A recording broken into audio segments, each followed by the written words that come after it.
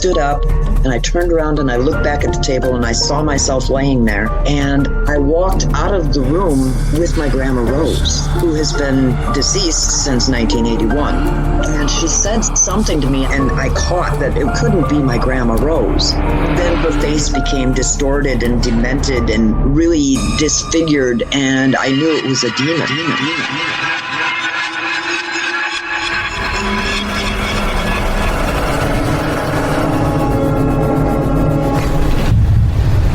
It's that creepy radio show.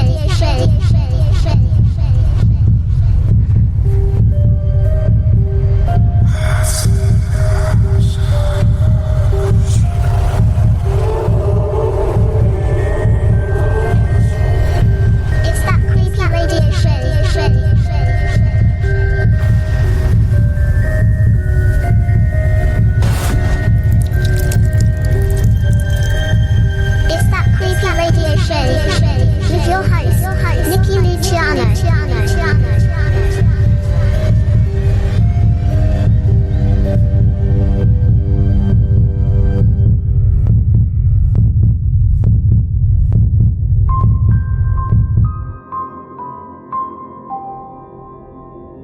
Welcome to That Creepy Radio Show. I'm your host, Nikki Luciano, along with my co-host, William Crooks. So I thought we'd get into talking about astral traveling. There's a scientific explanation for it, but there's also a paranormal explanation for it. And I think I'd like to delve into both of them today if we could. Yeah, I always like the paranormal explanations. Yeah, scientific is too whitewashed, I believe. It's like putting a Band-Aid on a severed limb. Yeah, it seems like scientific explanations always want to clean things up so that they're not that impressive. Exactly. You know? Yeah, they want to make sure like, what you think is happening isn't happening. Nothing that hasn't been clearly defined already could possibly be happening. Here's why. Here's what your brain's telling you. You know, don't believe your lying eyes. Believe our concrete theories of science. Well, I'm sure we all have our own experiences with astral traveling. I know quite a few people that do it, and I've had experiences with it. I'm sure you have too. But for people who haven't, how do you define an astral projection? Okay. So science says there is no known scientific evidence that astral projection as an objective phenomenon exists. Although there are cases of patients having experiences suggestive of astral projection from brain stimulation treatments and hallucinogenic drugs, subjects in parapsychological experiments have attempted to project their astral bodies to distant rooms and see what was happening. However, such experiments have not produced clear results. Psychologist Donovan Rawcliffe wrote that astral projection can be explained by delusion, hallucination, and vivid dreams. Purported evidence of the ability to astrally travel great distances and give description of places visited is predominantly anecdotal and considers astral travel an illusion. He looks to neuroanatomy, prior knowledge, and human belief and imagination to provide prosaic explanations for those who experience it. So now how would you define it? Well, I could go into the story. I'm sure I wrote about it in my book, Fire Within Me. I had an actual experience where I was in one of those group chats on the computer. I was sitting downstairs in my family room. My daughter, Missy, was on the couch across from me. It was a paranormal group that I was having a chat with in this chat room. And this guy, his name was William Sears, came on and he's like, "Nikki, I've been waiting for you to come into this room." And this was like the third time I had been in this chat room. I didn't know the guy from Adam, never talked with him before. And he's like, "You really should decorate your house in lighter colors because the brick red that you have your family room," he says, "it's very off-putting." And I'm looking around the family room like, okay, somebody's pranking me. Right. And he's going on and he's giving me all these descriptions of my house. Now, my youngest daughter, Destiny, was in the other room in the shower, taking her shower, and he started talking about astral projection. And he says, "I don't need a map to find you." And I'm like, what in the hell is this guy on? I thought he was like drugged out or drunk or something, or out of his mind. But he's describing the room around me, and my grandkids are playing on the floor, and he goes, "Oh, she's so cute." And I was like, "Who?" He says, "The little girl on the floor." Well, that was my granddaughter, Mia. And she was probably 4 years old at the time. And I felt the hairs on the back of my neck stand up. That was going to be my question. Like, what vibe were you getting from this? Because I would have been getting a really creepy vibe. Yeah, and it makes you think there's a camera hidden in the room. So I'm scanning the room with my eyes, and I'm looking around but trying to pay attention to this guy on the computer. And he's like, "Have you ever heard of astral projection?" I was being very snotty to him, and I was getting mad because he can describe everything. I was like, more like astral projection for you, right? Right. He's like, "Don't play around." He says, "I deal in dark forces that you wouldn't even understand." And I'm like, oh my God. And I'm trying to get the administrator, the admin, to come on, and I'm typing her name, and she's not coming on. So I have to deal with this guy. He says, "Do you want proof?" And I said, "Sure," And all of a sudden, my lights in the family room goes from bright all the way dimmed down to darkness, all the way to off. And there's no dimmer switch on my light. Then the lights start coming back on again. And he does this like 4 or 5 times. Well, Destiny, my daughter, who's in the shower, comes running out of the bathroom naked with just a towel barely wrapped around her. And she's like, "What in the heck is going on?" And I said, "I'm dealing with some kind of idiot on the computer." She's like, "Well, turn it off." And I says, "Well, no, I want to find out what he's doing." Well, he waited a few more seconds, and he goes, "So how did your daughter like the shower? How did you know my daughter was in the shower?" He says, Nikki, I told you, I don't need a roadmap to find you."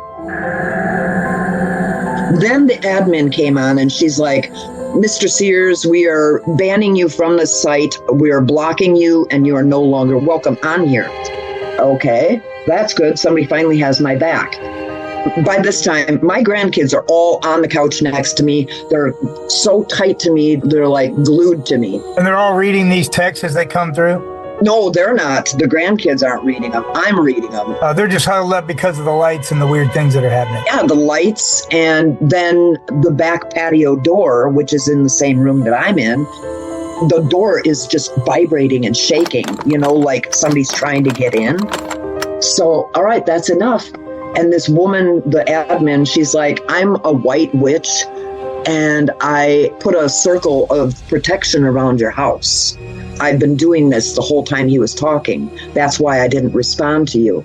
My kids did not sleep for like 3 or 4 nights. My grandkids had to sleep right next to me. I'm sleeping on the couch in the family room. They're on the floor in sleeping bags right next to me. They were afraid to move.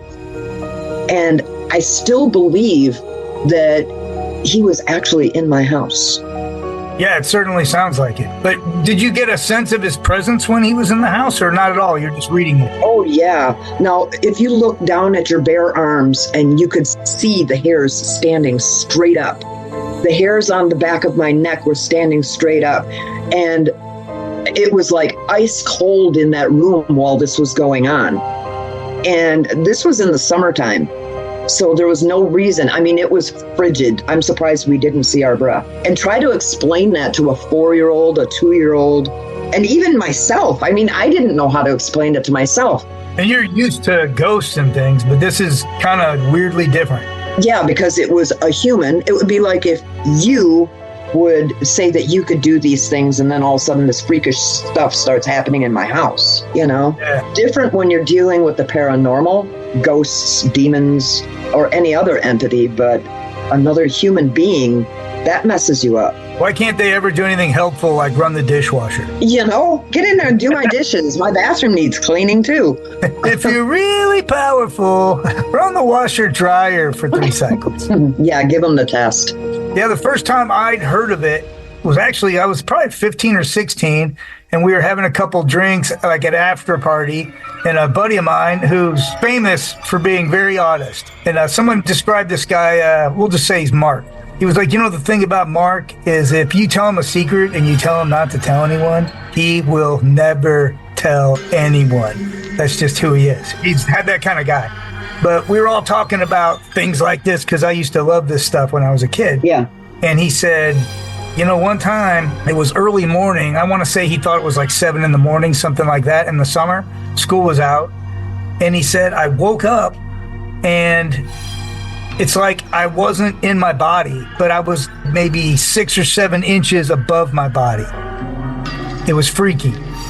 He goes, I don't know how to explain it, but it's not like I was completely out of my body, but I wasn't completely in either. Yeah. And I was paralyzed, which at the time I'd never heard of sleep paralysis, but he described it to a T and how scary it was. Yeah. And somehow he gets up. Whether he gets up physically or spiritually, I don't know. But he says, I walk down the hall, I get to the top of the stairs, and I look down the stairs, and there's this hooded shadow being. And keep in mind, this is way before people talked about shadow spirits. There's no internet. There's not these kinds of things, where you can share this stuff. And he said, it looked like a guy with a hood, but he didn't have any feet. He was just hanging there. Oh, wow. And he's like, it was scary. So I went back in, I lay down, I was breathing really heavy, my heart was beating fast, and then he actually got up again, and he said, I looked around, and my parents were gone, everybody's gone, he's got a brother, he was gone, and he's like, I'm walking around, and he had this feeling of just almost morose depression. He can't shake it. And he's like, I thought I'll go out and I'll check the mail. I'll do something normal, Yeah. And he said, I went out, I got the mail, but I still couldn't shake the feeling that I didn't belong in my own body. He goes, and it was, I can't explain. He's like, I was sad, really sad. And he goes, I thought about killing myself. Oh, my God. Yeah. And he was like, but then that doesn't make any sense because I'm just going to feel more like I felt when I was out, which he didn't like. Yeah. And he's like, it just kind of went through the day like that. And I kind of felt like I was only half human all day. And he said over time, it just kind of wore away.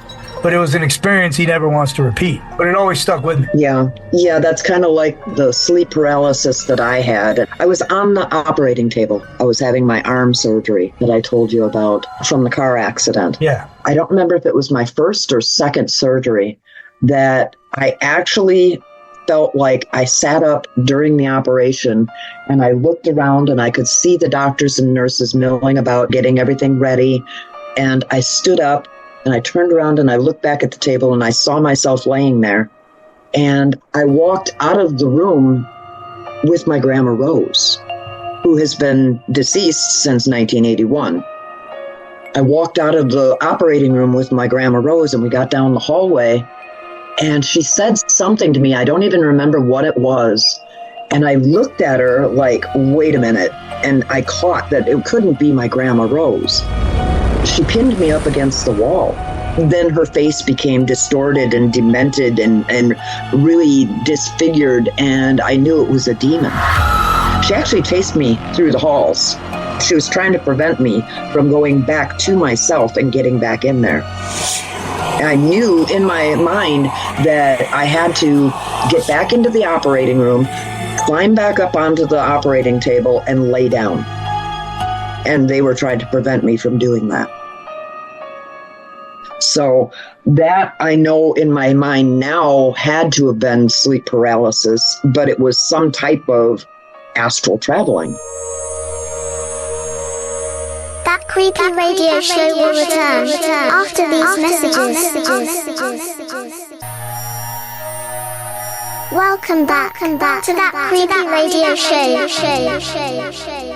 All right, we're back to talking about astral traveling. There's a lot of people out there that do black magic and they practice astral traveling. I mean, they hold classes on astral traveling. I think that's the way to do it, though, because unfortunately, sometimes it seems like it happens to people on accident. And I think those people are ill prepared for this experience. I mean, just like you, just like this guy, Mark. Yeah. And I could see where if they're like, okay, here's the techniques for not just doing it, but here's the techniques for keeping safe and for getting back into your body. But these people are doing it for ill intent. You know, they're practicing black magic. Which the CIA did, right? They started a whole program. Really? Oh, yeah. I found this on the website vice.com. Okay.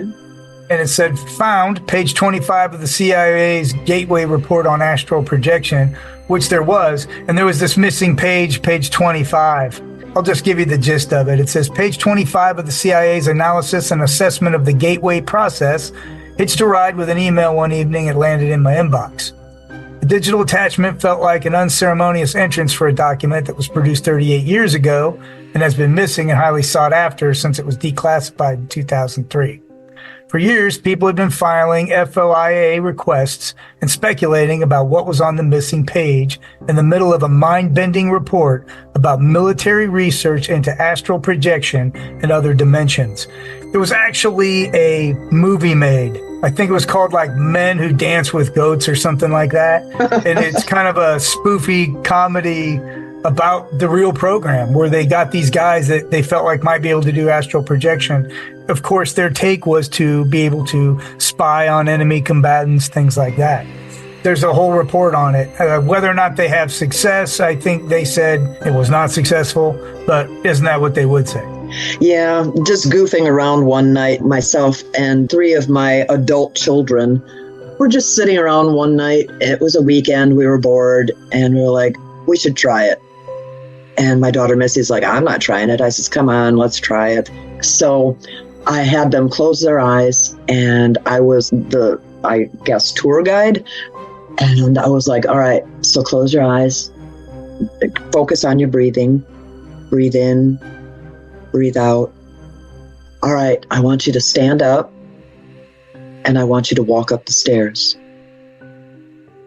And I said, can you picture it? Are you walking up the stairs? And they're like, yeah. And I mean, it turned out nothing happened, but we were really getting into it. You know, it would be a great party game, you know. But I don't know. While I was doing it, I felt like it was something I shouldn't be doing. When I was young, I wanted this so badly because, you know, I'm the kind of person that Mark tells me this horrible thing, and I'm like, I want to do it. You know, and I tried and tried and tried, even beyond that in my 20s. Yeah. And I met a guy that I thought could help me because he came into my store, right? And he walked around my store, and I guess I had a few little things. It was just like an art and frame shop for old people. You know, it wasn't a real cool store. But he looked around at a few things I had brought in, and he said, oh, so you're interested in the paranormal and the occult. And this guy, he looked like he could be an instructor for Harry Potter or something, you know what I mean? Uh-huh. He wasn't over the top, but he wore black and he had a bald head and he spoke very deliberately, you know, but he was American. And he said, you know, you're into things like the occult. And I said, no, not really. You know, just kind of blew him off. Yeah. And he looks me dead in the eye and he goes, yeah, you are. And so that's how I met this guy. And he came in quite a few times and we talked. But he talked about an astral projection experience that he claimed he could do anytime he wanted, you know? Mm-hmm. But the one that hit me, because I was like, how do you do it? And he went over the exercises with me, anything you could Google now. You know, just relax, be calm, picture yourself. But the interesting story he told me, he said, once I was in a house up on the 2nd floor and I was looking out a window. And he said, I could tell I was in a little child's body. And he said, my mom came from behind and started talking to me. And I had to kind of, you know, and play like he's this kid. And the guy that's telling me this is probably 50 years old. And he said, I don't know what happened to the kid, but he wasn't there. It was a soulless child. Oh my God. And he said, I had the distinct impression that if I wanted, I could stay there. This kid's not coming back. It was strange, you know? And he said, it was the strangest experience I'd ever had. But he goes, you know, I have a daughter, I had a wife, I had things to get back to. But it was tempting because I could be this kid and just start over. Oh, wow. Yeah, I don't like that. It's odd. And what happened to the kid? Yeah.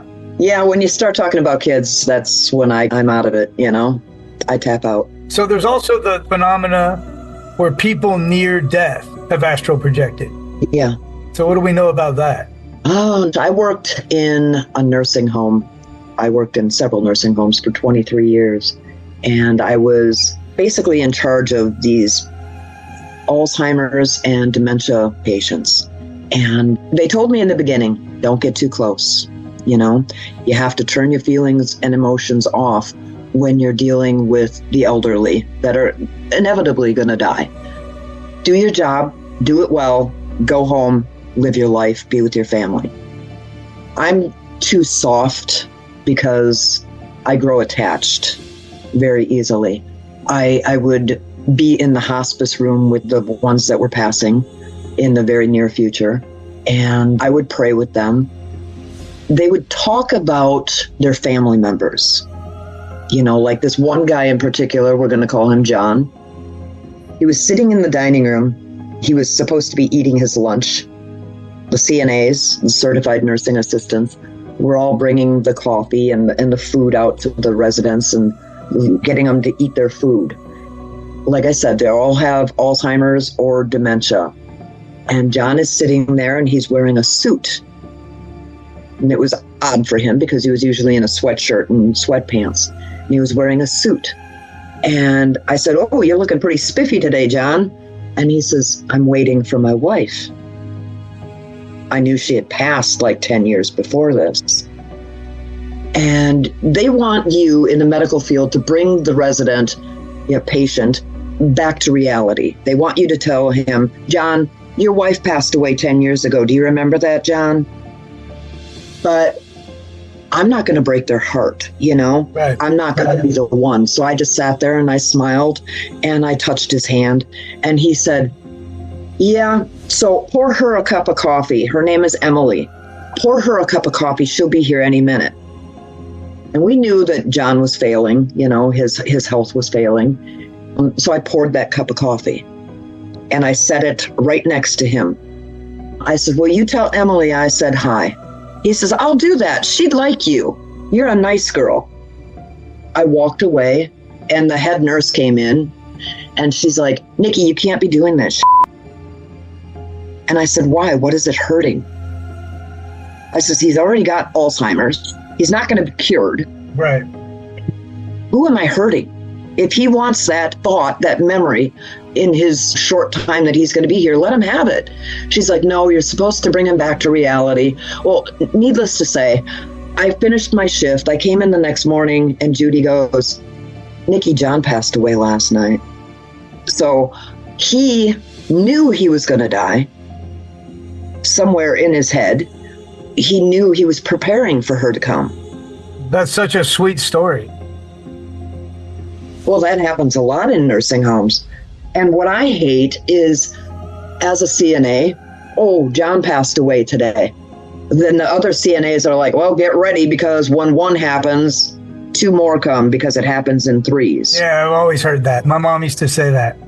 Well, I mean, why not just, summon evil right then and there? You know what I mean? Yep, my mom used to say that all the time.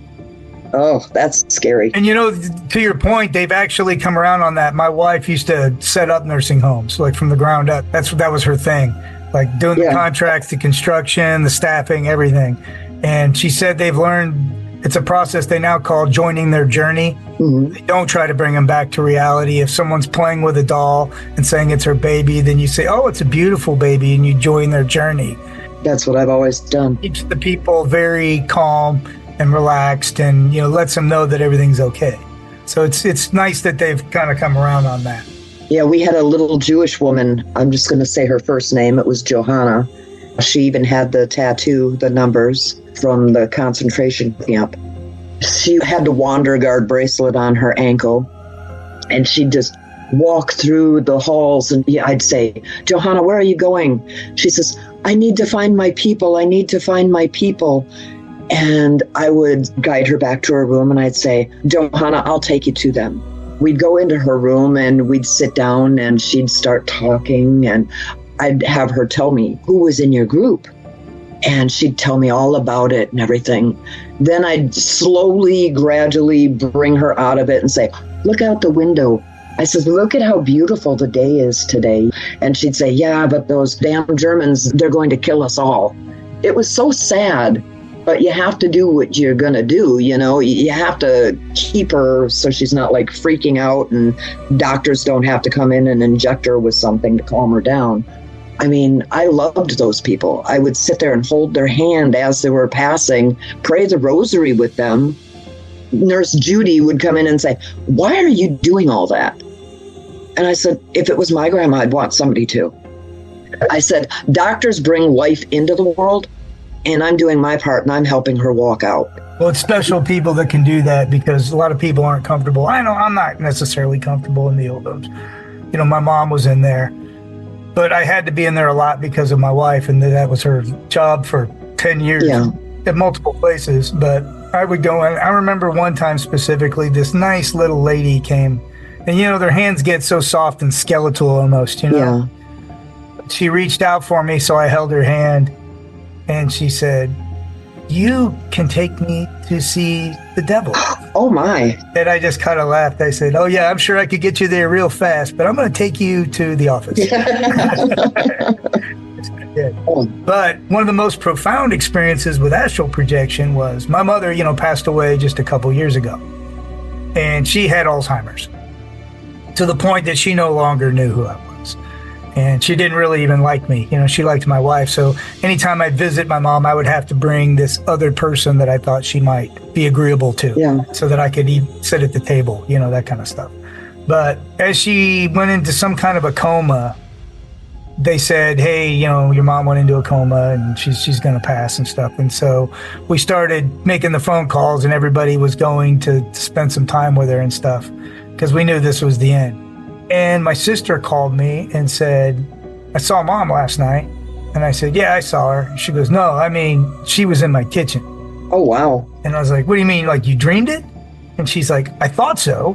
She goes, "I was cleaning the house and I went in the kitchen and she was standing there, and she could even describe her clothes. She said she had on pants and a sweater and a shirt." And she goes, "She wasn't young, but she wasn't as old as she is now."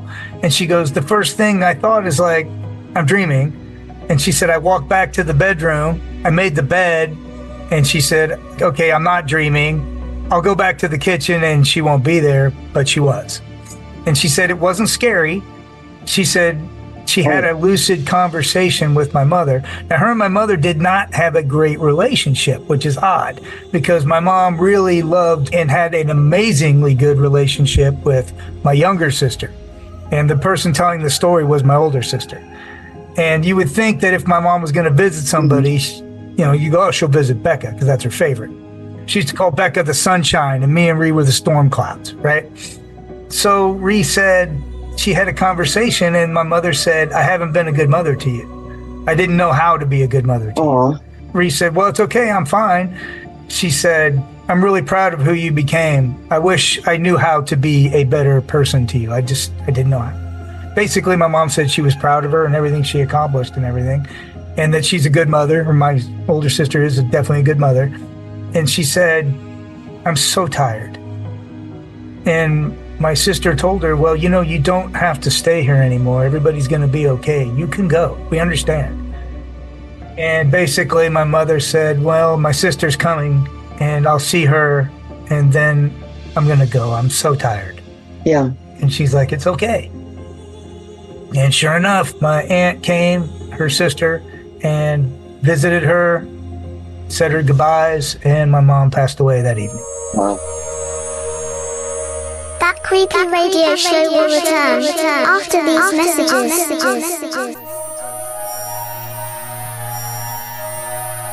Welcome back to that creepy radio show.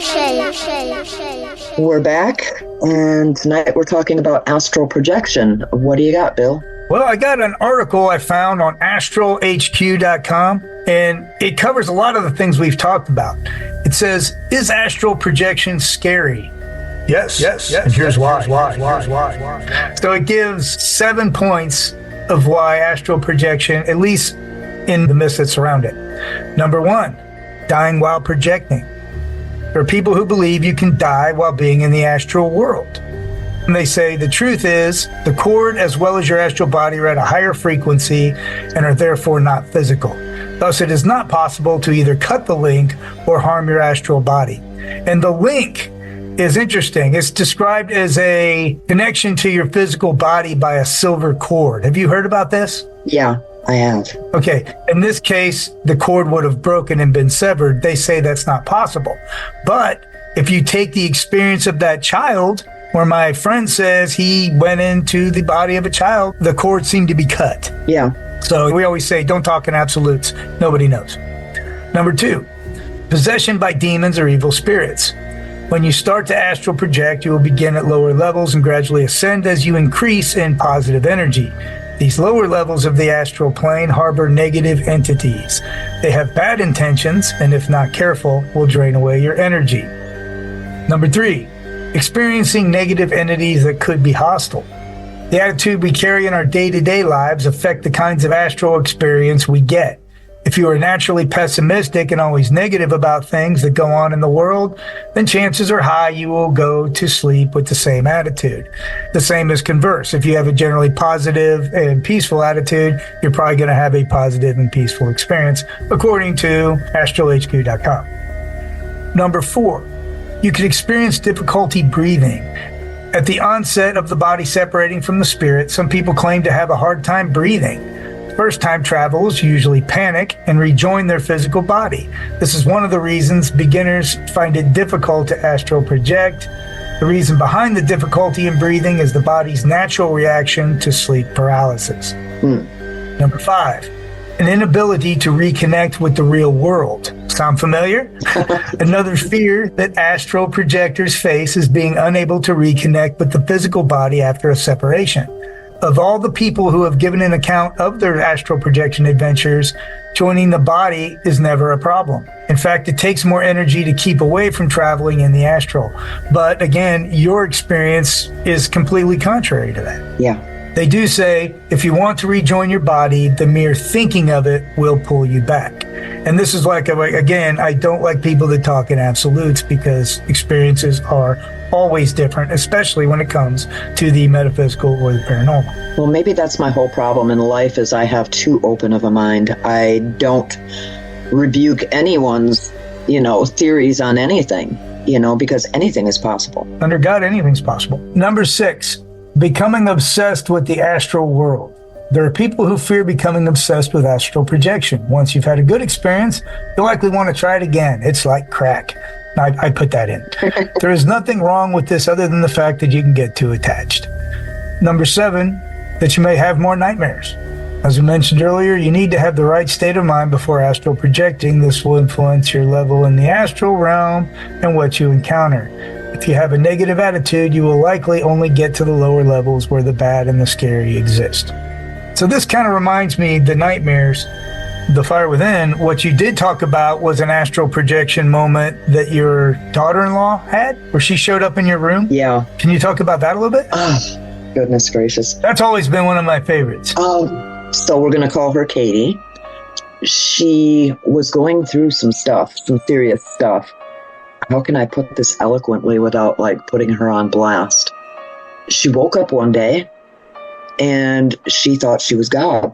And she was telling my son that she is God. She was saying that she made the grass this way for this reason, trying to explain God, and God's reasonings, all kinds of crazy things, in my opinion. Yeah, and this was just out of the blue, like somebody flipped the switch. Yeah. To this day, we don't know why it happened, because she's perfectly normal now. She's raising my grandson. Everything is perfectly normal. But when it was going on, she had this vendetta out for me. She was like, yeah, your mom, she claims she loves God. I come into her house and she doesn't welcome me with open arms, nor do I get a kiss on my cheek. She said, she shuns me. She treats me like I'm evil. She treats me like she's better than I am. All this weird talk. And then I'm sleeping one night and I get woken up and I turn over and I look and she's sitting on my wingback chair. She's just looking at me.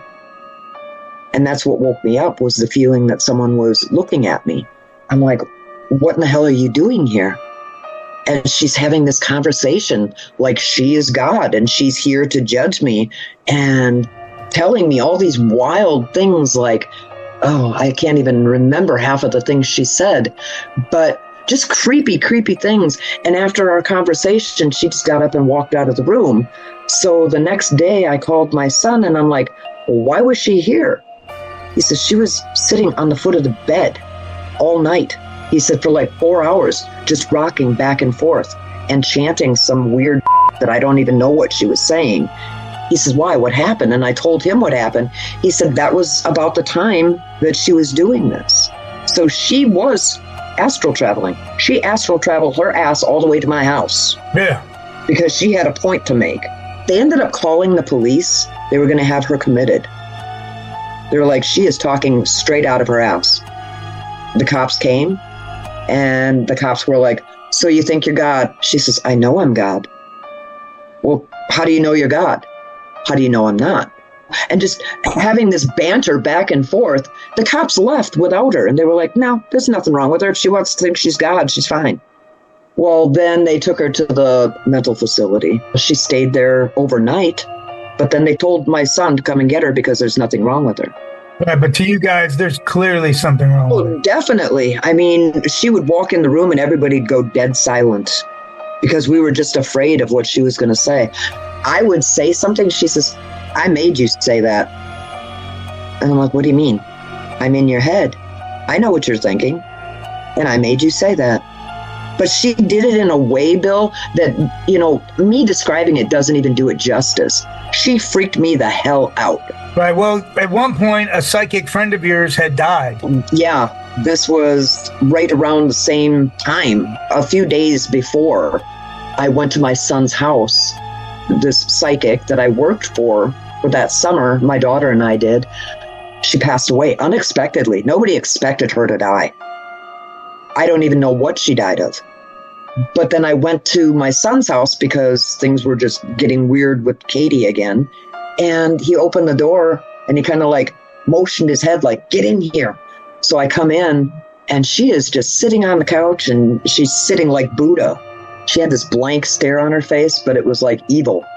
And she looked over at me and she goes, that psychic knew too much. She had to die. That is the creepiest thing ever. Yeah, because she didn't even know about the psychic. I didn't talk to her about me and my daughter Missy going to the psychic, which was in Menominee, Wisconsin. She's a very well-known psychic. That's why I'm not saying any names. But her passing just blew me away. But I didn't tell Katie about her, so I didn't even know how she knew about a psychic. She came up with this without any knowledge at all. Nikki doesn't plug her book a lot on the show, but I will. It's called The Fire Within by Nikki Luciano. You should read it. It's an amazing story, expertly written. Even my wife, who's not really into this kind of stuff, tore through it on a camping trip and said, gosh, she's a great writer. I really appreciate that. Before we leave, let's share a couple scary stories that we pulled from the internet. Nikki found one on Reddit that was pretty good. You want to read that one, Nikki? Sure. It says, I think last night was the scariest astral projection experience I've ever had, by Lucid Fever Dreams on Reddit. And they go on to say, I've been astral projecting and dreaming of other dimensions and worlds since I was a little kid. Some have been incredibly scary, some have been joyful and fun. Last night, though, that must have been the scariest. I was having a dream about being at a hotel for a vacation with some friends. In that dream, I knew the hotel was haunted, but my hotel room specifically. I wasn't afraid because I deal with that sort of stuff all the time. I went into my hotel room to grab my purse before going out to dinner, when suddenly I got this overwhelming urge to lay down on the bed. I then woke up in my actual bed in real life to hear voices. At this point, I knew I was in a middle place between another dimension and my own 3D life. I was awake, very aware, yet blurred between the two dimensions. I heard two voices speaking behind me, a male and a female. I couldn't see their faces, though. The male said to the female, I wonder if she'll wake up. I wonder if she'll move. And then I did move. I'm not sure why I did, because for some reason, this man's voice terrified me. I had never felt so scared in all my life. It was like my body was commanding itself to move without my permission. I swear I've never been so scared of a voice before or anything before. Once I moved, I stayed completely still, then heard the man's voice come very close to my ear and breathe a few times. His breath was very heavy and loud. He said, Marina, in a very disturbing deep voice, which was my first name. I then remember wanting to leave whatever that was, and I woke up completely. Can someone please tell me what this experience may have been? I've never had one quite like that before. It reminded me of many experiences that I've had, whether I was sleeping or just sitting on a chair reading a book. I've heard someone say my name out of the blue, or I've heard somebody breathing right by my ear. And I never knew what it was. I just thought it was the spirits around me. But yeah, I can really relate to that one. Yeah, I think that's what people need to understand. When there's an astral projection, you're not just out of your body, you're in another world, more or less. You can say, oh, I just want to fly and go over my town and do all that. And I think there is that aspect of it, but there's also beings that exist in this other world. And you have to be prepared for that and to see and experience these things if you want to do this kind of thing. Which, again, I always go back to what I recommended to my own children. No. This one I found on a website called darkstories.org, which is pretty cool. And it's by Sparkly Figs.